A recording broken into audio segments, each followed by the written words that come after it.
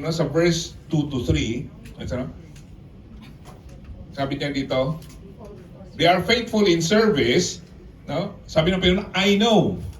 No? Dalawang beses sinabi dito, ng verse 1, start ng verse 2, I know. And sa verse 3, sabi naman ng Panginoon, I know. So, di ba napaka-encouraging sa isang simbahan. Gaya dito, no, may pupunta rito at saka sabihin, oh, alam ko yung inyong ginagawa dito. It's not something na minomonitor kayo rito, ha? No, it's not something na minomonitor or ano ba tawag doon? Parang something like may mga CCTV na nakatutok lahat sa inyo. No, it's not something that everyone is following every step that you do, but this is something like a feedback of what the church is doing, na kung saan this report was received. And Jesus Christ is saying to the church of Ephesus, the Ephesian church, I know. No? So, that means you don't even need to tell me. I know. No? Parang ano yan, no? Parang mga boss natin. Di ba? No? You don't need to explain. Alam ko na. No? I know. Alam ko yung ginawa mo. So you don't need to explain to me anything. So this is what the church in Ephesus, the condition, no, ito yung kanilang pagtanaw ng Panginoon sa kanila, na sinasabi ng Panginoon, alam ko, no? Ibig sabihin nun, not only alam ng Panginoon, ibig sabihin nun, kilala ko kayo. Isn't it so encouraging? Lahat tayo dito, when the time comes, no? When Jesus Christ will come, hindi natin kailangan mag-explain sa Kanya. Alam niya ay taga-GLCF to. I know, taga-GLCF ito. Right? That is the commendation. Ibig sabihin, no? The commendation, ibig sabihin yung a good report. This is what good report was received and being conveyed. No? Sinasabi sa kanila dito, your toil and your patient endurance. Ang inyong paghikahos, no? Paghikahos at ang inyong, no, how you endure patiently. So saying, no, ang iba kasi yung patience, tsaka iba yung endurance. No? Ibig sabihin nito, you have the patience na hindi ka nagagalit sa anumang bagay na na-test sa iyo, and you have the strength to endure. Ibig sabihin, nagpapatuloy ka kahit sa anumang bagay na iyong dirananas, mga testings and trials na iyong nakasalubong. So pag kinumbay nitong ang dalawang word na to, you have patient endurance, no? Ibig sabihin, you have maintained your character, no? Even through the trials and testings that you have experienced. You have maintained your godly character. So ito yung report. Number 1, you toil, no? Your patient endurance, and you cannot bear with those who are evil. You cannot bear with those who are evil. So ibig sabihin, upright tong simbahan na to. No, napakaganda ang kanilang report. Ibig sabihin, no, that means that they cannot tolerate someone who is doing evil. Hindi naman dito sinabi kung anong evil na to. But basing from the biblical description of what is evil, that means those people that are doing things na hindi ayon sa Panginoon. No, you cannot bear. Hindi nila, hindi makano ba, tawag doon? Hindi kaya, no? O hindi nila sukat isipin with someone who is with them who continues to do bad things. Anong ibig sabihin yan? What does it mean when the church cannot bear with those who are evil? Pinapaalis ba nila sa simbahan ang isang tao na hindi gumagawa ng tama? That means they cannot bear someone who continues to live in sin.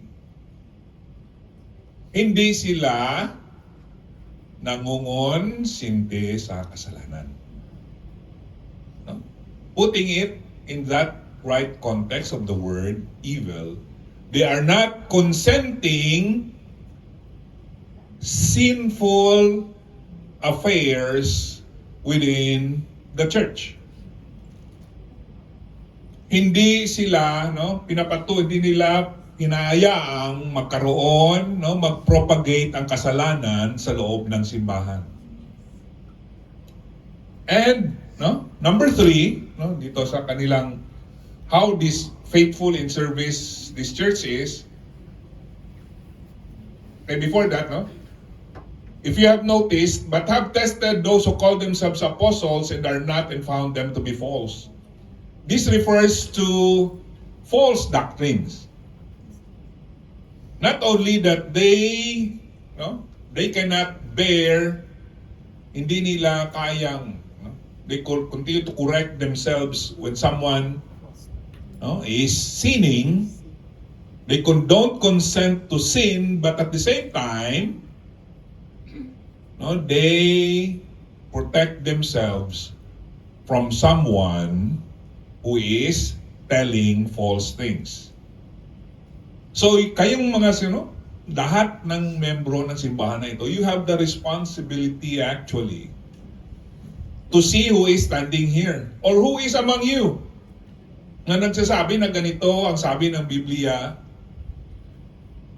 Be careful and be watchful. Hindi lahat ng dahil nakatayo dito sa gitna is really, sabihin natin na he might be wrong, he might be telling a lie, and you must be watchful. That's why, what they say is, who call themselves apostles. Apostles is someone who is sent, yung mga pinadala. So, literally kami yun. Apostles, pinadala, right? Those who are sent, and are not, that means they are false apostles and found them to be false. Right? So be careful. So this is the warning of Jesus Christ on this church. That this church of Ephesus, the Ephesian church, is so watchful. They are very, very careful that they don't consent to sin. And at the same time, they are watchful on who gives them the message. Right? And here, I know you are enduring patiently and bearing up for my name's sake, and you have not grown weary. Hindi sila napapagod. They are not stopping, they continue on doing.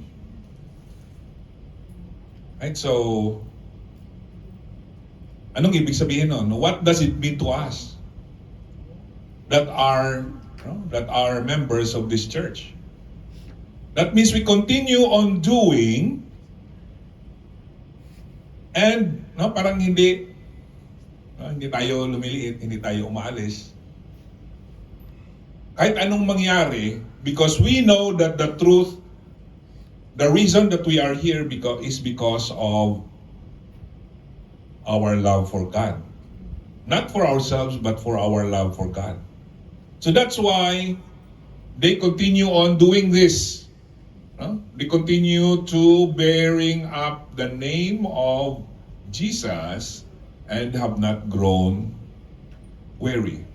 They are so religious. Sabihin natin, no? They are so religious in doing things. Right? Religious sila ng habang ginagawa tong mga bagay na to. So, tanungin natin ang ating mga sarili. Are we religious in doing these things? This speaks of the character of the whole church itself. No? Yung character ng pagtitipon-tipon na to. Are we faithful in service? Kung sabihin natin, yes, we are faithful in service. Do you bear up, no? Bearing up for my name's sake, bearing up one another for the name, for the sake of Jesus Christ's name? Yes, we pray for one another. Oh yeah, we are so observant with the teachings. Wina-highlight namin kung may mali ang teaching. Do you toil and you have patient endurance? Yes, we do all these things. Performance-wise, yes, we do. 100% we do all these things. But there is a correction. Sabihin natin, these first two verses speaks about the church of so many congregation right now. Napakaraming churches. There are so many churches around the world, and maybe our church itself, who are doing these things, right? And we consider ourselves, yes, we are faithful. Oh, we are good. We are doing good. We are good enough. This is the report card that we have. Jesus Christ said, I know. This is the report card that Jesus Christ is reading to them, and it seems like everything is fine. They are so religious. Right? Holy, holy, holy itong mga tao dito sa loob. All these people here inside this church are so holy. Right? So holy. Siguro pag yung pag pinasok yung isang simbahan, if someone will go inside the church and sabihin, wow, ang mga tao dito, talagang ibang klase. No? Holy. Napaka-holy. No? Yung parang parang yung ibang kasabihan sa atin, papasok ka dyan sa church na, baka magliyab ka, yan. You might be up in flames because you are so, the church is so holy, and it seems like so clean that if you go there, you will dirty and you will spoil the place.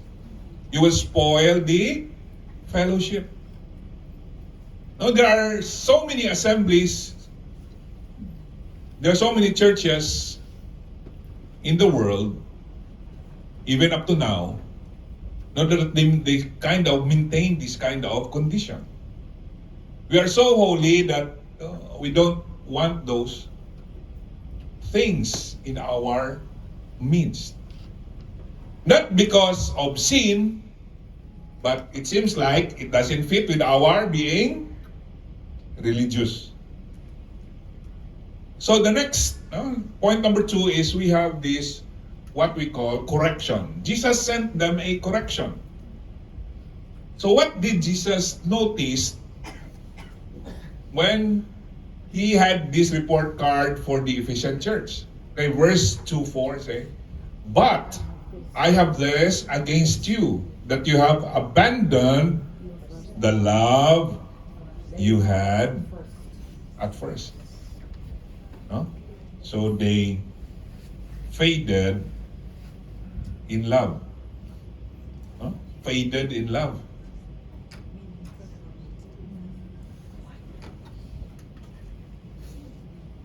Sabi dito, you have abandoned. Right? Hindi pinabayaan, iniwan. Right? You have abandoned.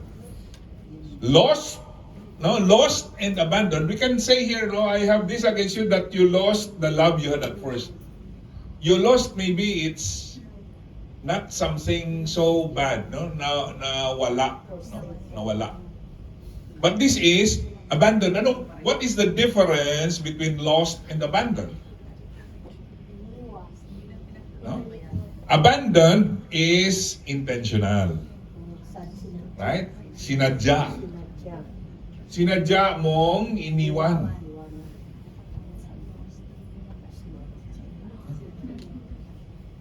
Madaming istorya yan, ano? Yung tuloy. Nag-uusap na tuloy yung katabi. Nakinausap na yung katabi. Right? Ano? Kinausap na because this is a, a word that this is a trigger word. No? Sabihin natin, abandoned. Right? Especially pa yung samahan, ng magkasintahan o di kaya mag-asawa. Right? This is quite pretty common story. No, that inabandon na ang isa. No? Intentionally leaving someone for someone else. So that is, you have abandoned. Sabi dito ni Jesus Christ, but, no? Ang word na but, no? You have those reports. Very good, I know. No? You are patiently enduring, you are so faithful, no? You point out and you correct sin in your midst. But, sabi ng Panginoon, lahat ng yan, nakita ko, pero ito, tingnan nyo. I have this against you. So, makita natin na kung minsan yung mga katrabaho tayo, di ba, yung mga boss natin. Oo, alam ko, ang sipag mo, no? Lahat ginagawa mo, no? Hindi ka na kailangang utusan, ginagawa mo. Pero anong sabihin ng boss sa'yo? Pero, no? No, may but palagi. No? Pero yung yung ganyan, no? May reason, there is a contradiction. Right? Even though how good your performance is, pero pag marinig mo na yung pero or your but, di ba parang nawala na lahat? Nalusaw yung yung kanina yung commendation, yung compliment, whatever good words that were given to you, it just boils out or nawala na when someone says but. Parang mga, siyempre, anak natin, di ba? Pumalayo yung mga anak natin. Oh, kita ko maganda yung performance mo, ganyan. Pero, anong sagot sa'yo? Anong pero? Bakit may pero? No? Why is it that there's a but? Because it is very necessary thing to put a correction. So this is what the correction is. Now God is pointing out to the church that although you have done those good things, there is still a thing that you need to do. Ito yung bagay, you have abandoned the love you had at first. You have abandoned. So ano ba yung sinabi dito ng Panginoon? Ano ba yung pag-ibig na yun? What is that love? What is that love that Jesus Christ is telling? Ito ba yung love your neighbor as yourself? Or is it loving my family? Loving the things that that God loves? Are all those things na sinasabi nito ng Panginoon? No? Are you still loving Jesus as you did at the beginning? Ito yung tanong. Or have you become busy doing good things for Him? But lost the warmth of your first devotion. The church was so busy doing godly things, religious things, that they forget who is their first love. Right? Yeah, parang dito yung Ano ba yung ginagawa natin dito kung linggo? No? Bakit tayo? Ano ba yung dahilan bakit tayo pupunta sa simbahan? Yan yung tanong. No? That is the question that this particular passage is asking us. What is the reason why we come to this fellowship on Sundays? Is it because, andun yung kaibigan ko? Or is it because, may libreng parangalya doon? No? Or is it maganda yung fellowship? Or is it, I need to do things in the church? No? Kailangan kong gawin. No, kailangan kong mag-arrange ng silya, ng upuan, no, kailangan kong maglinis, kailangan kong gawin ito, kailangan kong mag-serve, kailangan kong to please everyone, no, kailangan magandang komportable ang kanilang pag-stay, no? They are so comfortable here. Is it the reason why we come to church? This is what Jesus Christ is telling the Ephesian church, which could be the same also as what we feel here. Now, pupunta tayo sa simbahan because we want to serve others. Or we want to serve ourselves. Ang sabi ng Panginoon is, you lost your first love. Siguro, Lord, nagsiserve naman ako Lord, maaga pa ako nagising no? Lord, alam mo, ganito yung ginawa ko. Ang sabi ng Panginoon is, you come here because you love me. You come to this fellowship, you come to this church because you love God above all else. He is the reason why we come here. Right? He is the reason. So this is what happened to the Ephesian church. They do all these religious things, but forget the reason why they are doing those things in the first place. Nakalimutan nila ang dahilan kung bakit nila ginagawa ang bagay na kanilang ginagawa. Diba? Ganun tayo mga Kristiyano kung minsan, we are so comfortable with our being religious that we forget the reason why we are in the first place in this place. Bakit natin kailangang magkaroon ng fellowship sa Zoom, mag-Bible study? Ano ba yung dahilan? Is it our reason just to have our attendance being checked? Is it because, kailangan doon kasi konti na lang sila doon, kailangan ko andun para madami kami. Pandagdag bilang. On any assembly for that matter. Now, why is it that Jesus Christ had highlighted this on the first message, on the first church? He wants to emphasize the reason why we have the church in the first place. Not because of me, not because of you, not because of anyone else, but because of the love of God that we are here. That is what we should remember. Hindi yan sense of duty. Sometimes it's just a sense of duty that I must be there. I must come. Otherwise, hindi mo ko kumpleto kung wala ako doon. So, this is what Jesus Christ is saying. That this is not just about us. It's all about the love of God in us. So ito yung mga dahilan na binigay ng Panginoon.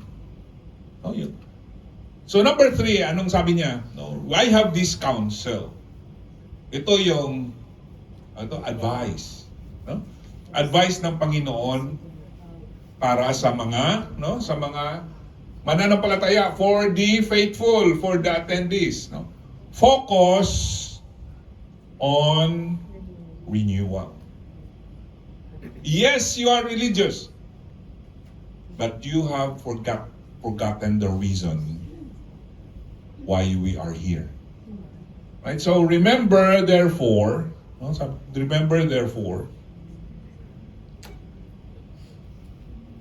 from where you have fallen. Sabi ito? Remember therefore from where you have fallen and repent. Jesus Christ saying, remember. Alalahanin niyo kung saan ka banda, no, nadapa. Kung saan ka nagkulang. Alam natin yun kung saan tayo nagkulang. Alam na natin yon when our being religious is more than the love that we have for Christ. Alam na natin yon, we will know when our religion is more than the love of Christ in our hearts. When we take pride in what we are doing. Right? Pinagmamalaki na natin yung ating ginagawa sa simbahan. No, alam mo, kapatid, no, kung wala ko dyan, no, hindi yan no? Hindi yan matutuloy yung kanilang ginagawa kasi wala ako doon. Alam mo kapatid, no, pag wala ko dyan, yung mga ano dyan na sa simbahan na yan, no, hindi yan makukumpleto. Kasi ako ang pinaka-importanting tao dyan eh.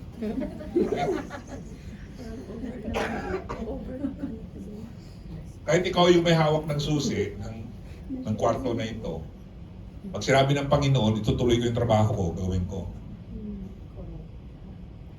You cannot stop the work of the Lord, and we are not the reason why this church is continuing on.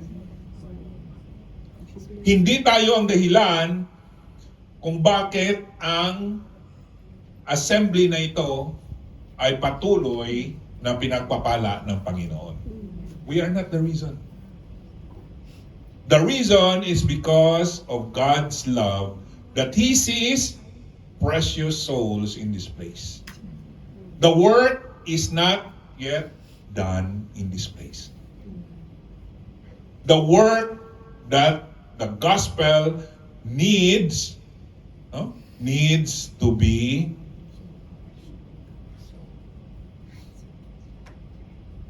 preached on this place. That is the reason. So sabi ng Panginoon, remember. Ito, remember this. Remember therefore from where you have fallen. So number one, sabi ng Panginoon ito, is repent. Repent. Repent is to change our mindset. Change of mind. No, this is what it says. Change of mind. You must repent. No, and do the works you did at first. No, parang sinasabi ng Panginoon, repent, change direction because your direction now is for your own self. Now I want you to go back and see for yourself kung saan ka nanggaling. I have saved you from your sins and your miserable condition of sinfulness. Now I want you to go back into that time. Noong una kitang niligtas. Yun ang sabi ng Panginoon. I want you to go back. Change of mind.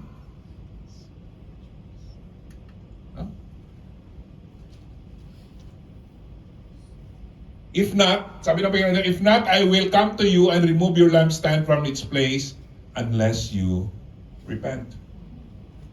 Yung condition na binigay dito ng Panginoon, is that if you continue to live for yourself, that means you don't love me. You only love yourself. No, wag nating sabihin na, ay, ibig sabihin nun, ang church na yun, saved na sila. Tapos, then later when they did the things that for themselves, ay nawala yung kanilang kaligtasan. That is not what the passage is trying to say. The passage is saying here is that in the first place, your relationship with me is not right. Your relationship with me is not right. That whatever you have done, you think that you are saved, but actually you are not. So now I'm telling you, this is what you are going to do. You are trying to serve yourself and not me. That means you are not loving me. God is saying, you are not in love with me. You are not the reason that you are in the church in the first place. So what Jesus Christ is saying is you repent and do the works you did at first. You go back. Balikan mo yun so that your faith will be right. And you will do the things correctly. No? And verse 6, sabi ng Panginoon, yet this you have. You hate the works, no? The works of the Nicolaitans, which I also hate. No, these Nicolaitans actually, these are the people who are trying to be so religious. Right? They're trying to be so religious. So, what Jesus Christ is trying to say is that, I don't need your religiosity. Hindi ko kailangan yung pagiging religious nyo. I want to see you that you love me truly. That you love me truly. Ito yung gustong ipakilala sa atin ng Panginoon, that we truly love the Lord. No? So,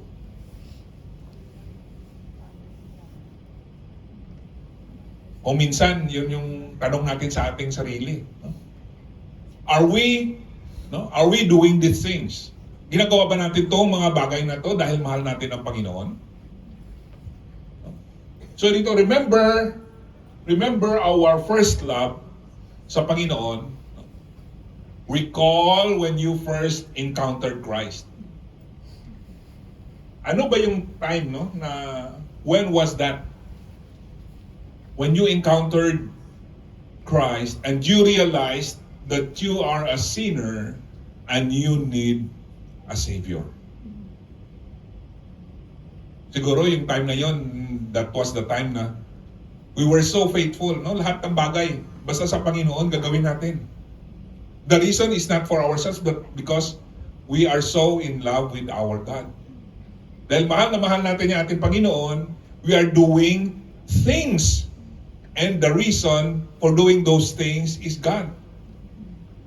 Not because we want to be seen, but because we want to serve the Lord. Now, be honest. No, let us be honest before the Lord, no, about how far have we drifted kuminsan? How far have we drifted sa ating pananampalataya? No, alam niyo pag yung pamangkin ko may kotse siya, no? He has a car. And every time kung tumatakbo sa highway, may sensor doon sa guhit sa kalsada. No, yung mga kotse ngayon may mga sensor yan sa guhit sa kalsada. Kung medyo takbo ka tapos nag-change ka ng lane, dahan-dahan, may warning siya, no? You are drifting. You are drifting. Binabasa niya yung guhit sa kalsada. You are drifting. So ganun din tayo sa ating pananampalataya kung minsan we are drifting. No, yung guardrails ng ating pananampalataya, which is the Word of God, no? Yung guardrails ng ating buhay, no? So, ang ating pananampalataya, ang salita ng Panginoon, the Word of God is our guardrails. Sometimes we drift from the path of the Lord. We drift. Sometimes we are so religious that we drift towards ourselves, towards pride. Not for the love of God, but for the love of ourselves. Not merely in works, but in relational warmth. No, nawala na yung sigla sa ating relationship sa Panginoon. Yung sigla natin is that when we hear the praise of men. No? Sana po, mga kapatid, may panalangin natin. Lord, let it be that you will be first always in my life, in my service. No? Everything that I do, you will be first. You will be the one that is always first. Tayo kung minsan no? Nagkakaroon kasi ibang feeling kasi pag na ano tayo, di ba? Na compliment. There's nothing wrong with complimenting someone. But kung minsan, yun na yung hinahanap natin. We cannot do things without, hindi na maganda pag walang nagiging invisible na ba tayo? Hindi na maganda sa feeling natin na ayoko na dyan kasi no, hindi na ako napapansin eh. So now who are we serving? Are we serving God or are we serving men? Ano? Mga kapatid, this is true for everyone. No one is immune into that. Right? No one is immune. Parang ano na yan, no? Alam niyo ba kung anong ibig sabihin ng minister? Di ba? Do you know what is the meaning of minister? Minister is to serve. Right? Minister is to serve. Pero pag tinranslate mo yan, ngayon, in today's context, if someone who is minister, he is the one who is being served. No, madaming bodyguard, bulletproof yung kotse. Tama. Tama. Diba? Ganun yun eh, diba? Yes. When we see those kind of things, we tend to forget that we become those kind of ministers. Because sabi ng Panginoon, we are ministers of reconciliation. Each and everyone who is faithful sa Panginoon is appointed as a minister, right? Minister of reconciliation. So we sometimes have the same worldview of that minister na tayo na yung siniserve. No, kung walang nagsiserve sa atin, parang kulang.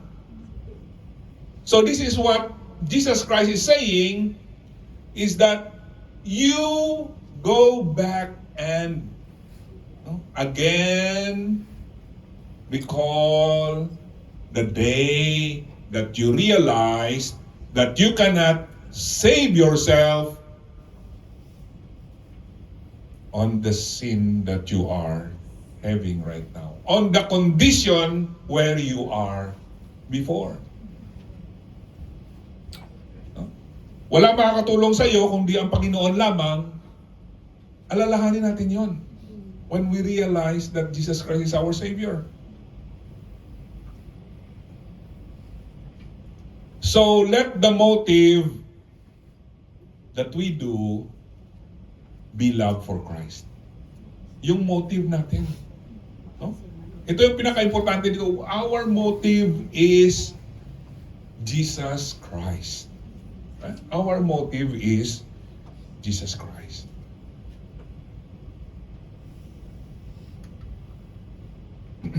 Sabi niya rito, yet, no? Verse 7, He who has an ear, let him hear what the Spirit says to the churches. To the one who conquers, I will grant to it the tree of life, which is in the paradise of God. So this is not only for the church during that time. Dahil sabi dito ni Jesus Christ, kung sino yung may tainga, makinig. He who has an ear, no? Kung sino yung may pandinig, makinig. So ibig sabihin nito, everyone, no? Everyone is being spoken of. Everyone is being told of, this is your condition right now sa Panginoon. Ito yung condition mo. That you forgot the reason why you are here in the first place. Lahat ng praises, kung minsan ng tao mabigay sa atin, doon na lang natapos. O minsan yung ating, even our loved ones, si ganito, kilala ko yan. No, talagang religious yan siya. No, napakabait na tao, no, napakaalalahanin, no, matuwid. Pero sa ating sarili, ano ba yung ibig sabihin nun when we hear those things? Do we, no, nakikiliti ba yung ating tenga? Nakikiliti ba yung ating damdamin na, ay, na-notice naman na pala talaga nila na mabait ako. Na-notice naman pala talaga nila na, no, mapagbigay ako. Na-notice naman pala nila na, na-notice naman pala ng amo ko na talagang I'm a good employee. Is it the one that is in our heart? Or even, no, sa ating mga mahal sa buhay, ay na-notice naman pala ng asawa ko na mabuting asawa ako. Or mabuting magulang ako ng aking mga anak. They noticed me. This church is noticed by the society. This church is noticed by the community around them. Tayo kung minsan nanonotice din ng mga tao na sa paligid natin, na yung tao na yun, yes, I know. By the way he does things, by the way she does things, I know that he is a believer. Pero ano ba yan? Ano ba yung dahilan bakit tayo nagkakaroon ng ganong karakter? Is it for the applause of men, or is it because we love the Lord? Because if it is for the applause of men, kung mawawala yung applause ng tao, we become disappointed and discouraged. Madi-discourage tayo, madi-disappoint tayo. Kasi nawala na yung we are being fed. No? We are being fed by the applause of men. But if our reason why we come here, why we serve the Lord, is because we love God, who first loved us. When we are not, no, when God is still our enemy, He already loved us. God had commended His love towards us while we were yet sinners, Christ died for us. Hindi dahil mabuti tayong tao, minahal tayo ng Diyos. Hindi dahilan ng ating pagiging mabuti, bakit minahal tayo ng Diyos. Minahal tayo ng Diyos dahil gusto niya tayong maibalik, no, sa Kanya. God loved us so much that He wants us to be with Him. That is the reason why Jesus Christ died on the cross. Not for ourselves. Many things we do, sometimes we forget that it seems like we are so religious, but we do things only because we love the praise of men. No, we love the praise of men. So mga kapatid, ating alalahanin palagi. Let us repent or renew our mind. Go back. Balikan natin. What is the reason why we come to church in the first place? Siguro nung na-save ka, the time that you were saved, you come to the church without nothing. You bring nothing. And yet you come because you know that you love the Lord.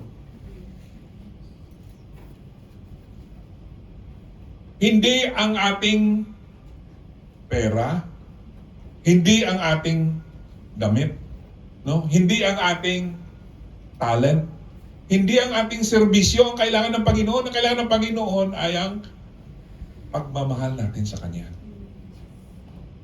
Even if you don't bring anything to this place, but you bring your heart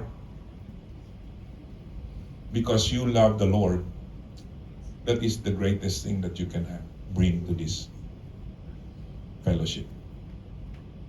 And everything else will follow. Kaya sabi ng Panginoon, bumalik ka doon. When you have first known me, because that is your first love. Balikan mo yun. No? Disregard the applause of men.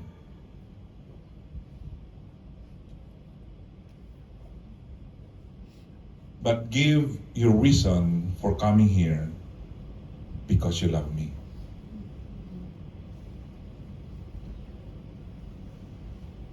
Finally, we close this with this verse. 1 Peter 1:6-7. In this you rejoice, though now for a little while, if necessary, you have been grieved by various trials, so that the tested genuineness of your faith, more precious than gold that perishes, though it is tested by fire, may be found to result in praise and glory and honor at the revelation of Jesus Christ. Your faith is not tested by being so religious, but how you endure to the end. How we endure to the end. We are not saved by works, but a true faith endures till the end. Ang totoong pananampalataya, ay hanggang sa dulo. Hindi nagwawakas sa kalagitnaan. Hindi nagwawakas, parang natapos na pero hindi pa. Dahil ang totoong pananampalataya ay tuloy-tuloy hanggang sa walang hanggan. Because ang pag-ibig na yan ay galing sa Panginoon. Ang pananampalataya na yan ay galing sa Panginoon. So mga kapatid, sometimes maybe you serve, you become so discouraged. Sometimes maybe you serve, you become so disillusioned. Naiisip na siya, ano ba tong mga tao na to sa paligid ko? Bakit ganito sila? Bakit ganito sila? Ganito yung kanilang ginagawa? Bakit Ang tanong natin palagi, bakit sila? Bakit sila? Bakit sila? But have we asked ang kondisyon ng ating puso ngayon? It is only Christ is the reason why we are here, mga kapatid. Jesus Christ is the reason. As I start this series of this message on Revelation, I hope and pray that the message is so alive today. Even before na matagal na itong sinabi ng Panginoon, almost like 2,000 years ago. But it is still very true. Dahil ang kondisyon ng tao, ang kondisyon ng puso, the condition of the hearts of men is still the same. Kung may andito ngayon, no, nagtatanong, why is it, what is first love sa Panginoon? The first love that God is trying to say here is the love that we have for God. This love that we have for God is not our love. Hindi ito pag-ibig ng galing sa atin. Galing din ito sa Panginoon. We can only have this love if we receive Him as our Lord and Savior. If we receive Him as our Lord and Savior, then we can have this love. Then we can love God in the way that He wants us to love Him. Not for the praises of men, but only for the glory of the Lord. So we are so thankful that we have this reminder that we have this morning. Mga kapatid, it's been a while and gusto ko lang encourage lahat. Not only to you, to all of you, but also to me. That we are serving, I am here because I love the Lord. Because God's love is in me, so I extend this love to everyone. So sana kayo ganun din, mga kapatid. Let us not grow weary. Huwag tayong mapagod sa pag-serve sa ating Panginoon dahil binigay niya ang lahat para sa atin. He had given His life for us for the redemption of our sin. What more? What more can we do for Him? Hindi siya, He's not asking for money, He's not asking for super talent, nothing. He's asking for our love for Him. Mahalin natin ang Panginoon. Mahalin natin ng buong-buo sa ating mga puso, mga kapatid. It's an encouragement for you because others will see that we truly love the Lord. So, as we close this service, I hope and pray na sana po you will be encouraged ngayong umaga. Let us pray. Panginoon, nagpapasalamat kami. We are so thankful of this reminder to us that we are here, Lord, not for our personal reasons, but because we love you. We must remember, Lord, why we are here in the first place. It is not because we want the praises of men. We want to be recognized for what we do. But because, Lord, we love you. In that love you have given us in the first place.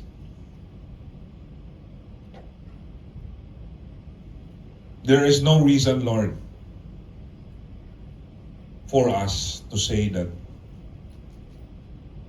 we can tell you, Lord, that you should love us because we are good.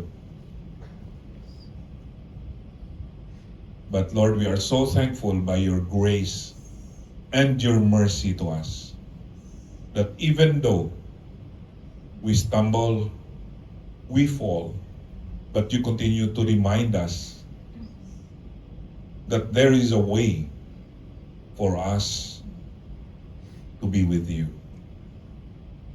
Lord, again, we are so thankful for this time, and may your name be glorified in our lives. And may we continue to love you more each day. We pray all these things in Jesus' mighty name. Amen.